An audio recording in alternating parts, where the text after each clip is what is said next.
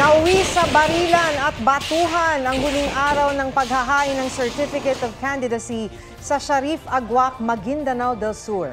Ayon sa pulisya, may nagtimbre sa kanila na may standing warrant of arrest ng isang tatakbong vice mayor. Isinailalim siya sa pagtatanong pero hindi naman tumugma ang pangalan. Nang maghahain na sana ng COC na pag-alamang Certificate of Nomination lang at hindi COC ang dala niya at ng kasama. Nang makarating sa mga taga-suporta na hindi siya makakapaghain ng kandidatura, nagsimula na ang batuhan at barilan, 5 ang sugutan. Bago naman matapos ang cut-off, sinabi ng COMELEC na nakapaghain ng COC ang mga kandidato. Gobyerno ng China umano ang nag-ayos ng pagpasok ni dismissed Mayor Alice Go sa politika. Ibinulgarya ng kaselda na isa umanong Chinese spy na nagdawit kay Go bilang isa ring espiya. Sabi ng Chinese national na si Wang Fugi, may kaugnayan ng pogo at scamming business sa pang-espiya ng China. Posible rin umanong may handler si Go mula sa Communist Party of China. Itinanggi ni Go ang mga alegasyon. Binawi rin ni Go ang naunang pahayag ng kanyang kampo na muli siyang tatakbo sa pagkaalkalde ng Bamban Tarlac. 郭华平并不是什么特殊的，只是正好有一份他的国安背景的资料在里面。郭华平的竞选本身就是中共国安安排的，能听从国安的话。佘志良先生的经历也是有相似的特点。 Wala po akong handler, hindi po ako spy, hindi ko po siya kilala. Kailangan po niya siguro ng media mileage po ngayon, baka meron po siya ibang motibo po. Samantala, isiniwalat ng Bureau of Immigration na sumakay ng eroplano si Go palabas ng Pilipinas. Taliwas yan sa mga pahayag ni Alice at Sheila Go na nagpalipat-lipat sila ng barko at bangka hanggang makarating sa Malaysia. Sabi ng Bureau of Immigration, dumating ng Malaysia si Go noong July 18. Wala raw record of entry si Alice sa Sabah. Nauna nang sinabi ni Senador Riza Ontiveros na peke ang tatak sa passport ni Sheila. Umabot po sa 184 ang kabuang bilang ng mga naghain ng kandidatura para sa pagkasenador sa pagtatapos ng 8 araw na filing ng Certificate of Candidacy. Kabilang dyan si Pastor Apollo Kibuloy na nakakulong para sa kasong child abuse at human trafficking. Narito ang aking report. Nakakulong man kaugnay ng mga kasong child abuse at human trafficking, tatakbo si Pastor Apollo Kibuloy sa pagkasenador.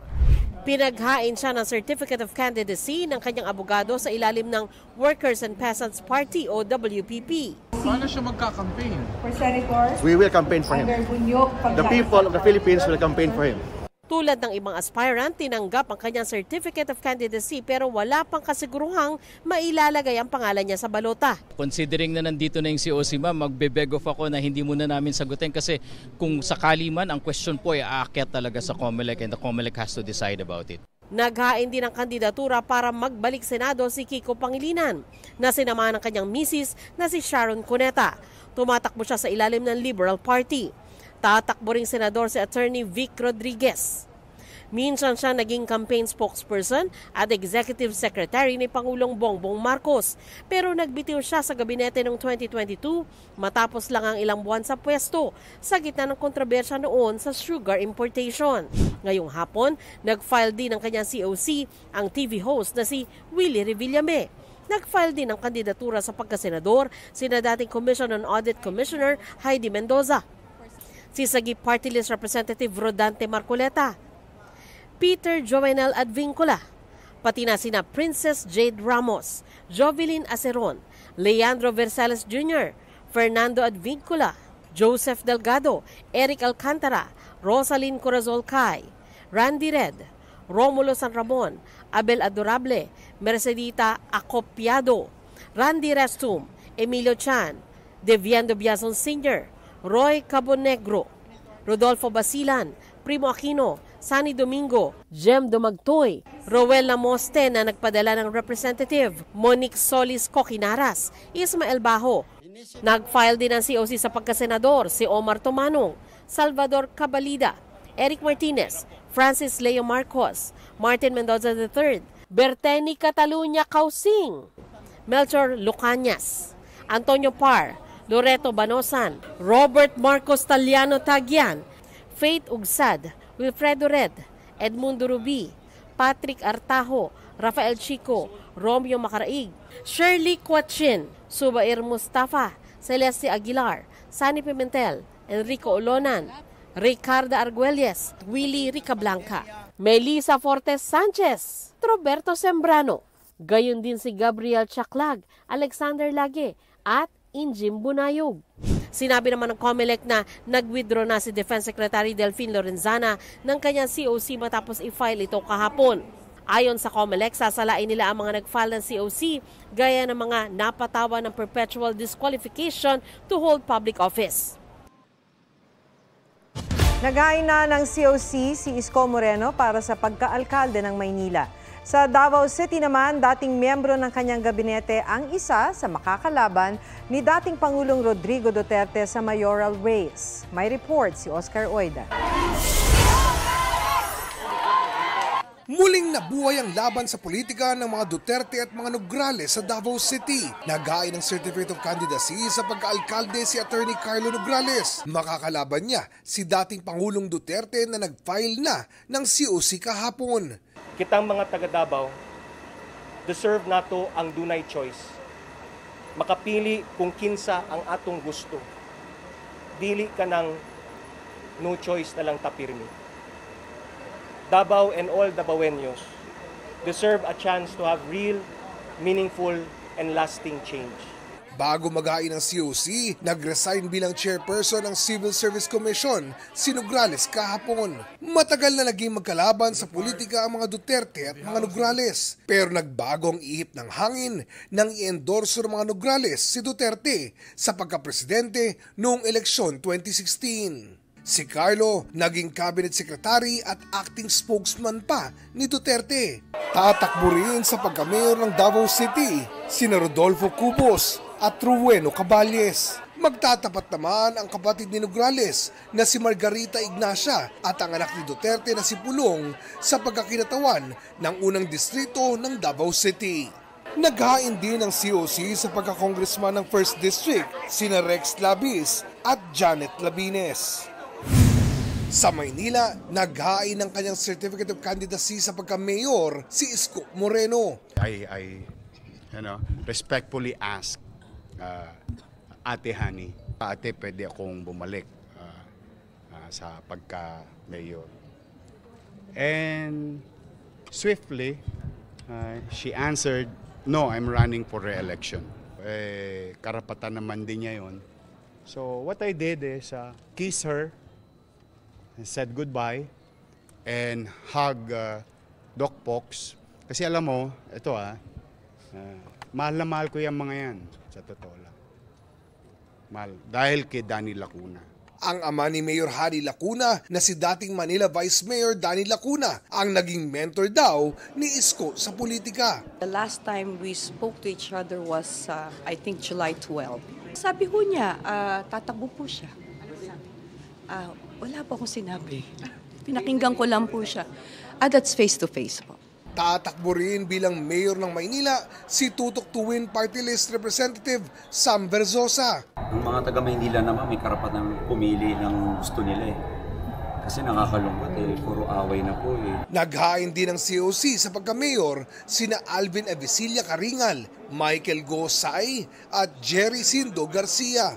Dalawang Janis naman ang magtutuloy sa tapatang Teves de Gamo sa Negros Oriental. Tatakbo bilang congresswoman ng 3rd District ng probinsya si Pamplona Mayor Janice de Gamo, ang byuda ng pinaslang na governor na si Ruel de Gamo. Makakatapat niya si Janice Teves Gaston, tiyahin ni ex-congressman Arnolfo Arnie Teves Jr. Paglalabanan ng dalawang Janice ang posisyon ni Teves na isinasangkot sa pagpatay kay Digamo noong March 2023. Tatakbo rin ng 3rd District Representative ang independent candidate na si Reynaldo Lopez. Oscar Oida, nagbabalita para sa GMA Integrated News.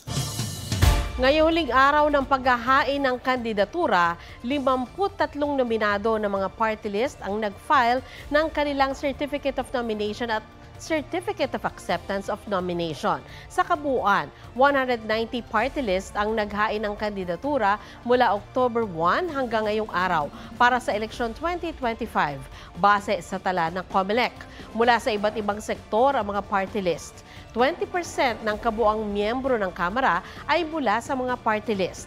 Ang mga party list na makakakuha ng hindi bababa sa 2% ng kabuang boto ay magkakaroon ng tigisang posisyon sa Kamara. Madalas dahilan ng ilan, walang time makapag-exercise. Pero alam niyo ba, may ilang ehersisyo na kayang gawin sa loob lang ng 10 minuto para makaiwas sa pananakit ng likod. Alamin natin yan sa Fit Track Report ni Katrina Son.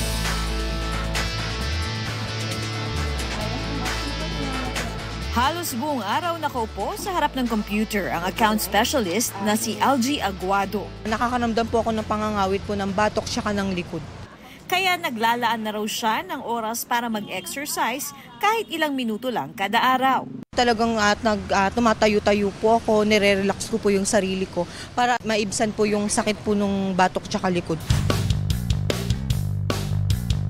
Pag-eehersisyo rin ang naging solusyon ni Jessie Ting sa pagsakit ng likuran at leeg dahil sa online classes. I experienced a lot of back pain because of long work hours. I'm always sitting down. I don't really move much. Ganun po yung nangyayari kasi yung tendency pag nakaharap ka lang sa computer, most time of the day ay tutok ka tapos mag-round yung shoulders mo. So, yung movement na to, na-overwork yung muscles. Dapat daw mag-ehersisyo kahit 10 minuto lang sa isang araw. Malaki raw ang maitutulong ng mga tinatawag na mobility exercises. Kapag nasa bahay, maaari raw gawin ang cat-cow pose. Arch your back up, then arch it down. Okay. Ito yung cat-cow.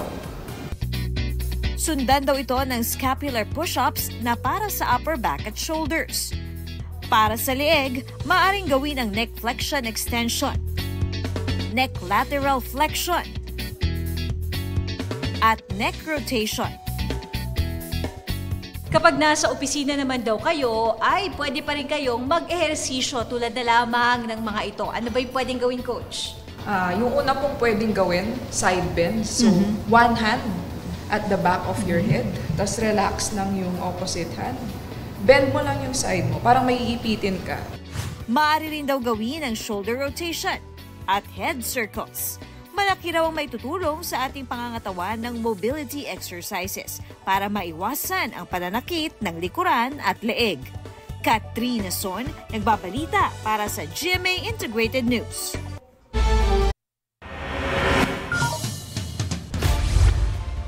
Bumper to bumper ang traffic sa bahaging yan ng EDSA Aurora Underpass nang biglang mag-U-turn ang isang SUV kahit pa may center island.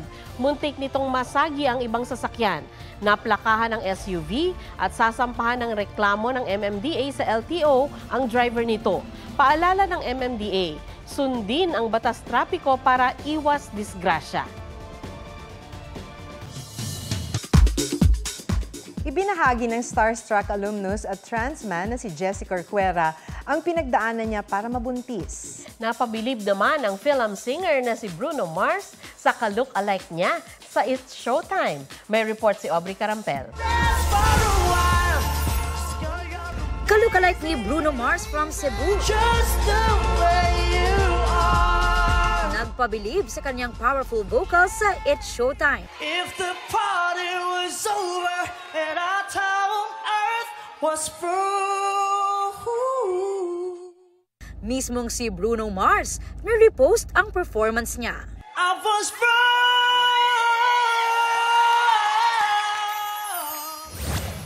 Starstruck alumnus at transman na si Jessie Corcuera buntis. Sa pamamagitan daw yan ng artificial insemination. Itinigil muna niya ang pag-inom ng hormones bilang preparasyon sa pagbubuntis. Nag-try na akong mag-try ulit mag-baby. Lahat po yan ni-research ko, pati dun sa endocrinologist ko, yung guide, nag-guide po sa akin sa HRT, yung hormone replacement therapy. lahat po yun nirelay ko sa doctor ko na plano kong mag-baby, paano magiging safe si baby pag sakaling mabubuo na. Ideally, 6 months lang yung hinihinging normal menstruation na bumalik. Pero ako ginawa ko po ng 1 year para sigurado. Mas sigurado. Aubrey Carampel, nagbabalita para sa GMA Integrated News. Huwag magpahuli sa mga balitang dapat ninyong malaman. Mag-subscribe sa GMA Integrated News sa YouTube. Sa mga kapuso abroad, subaybayan nyo kami sa GMA Pinoy TV at sa www.gmanews.tv.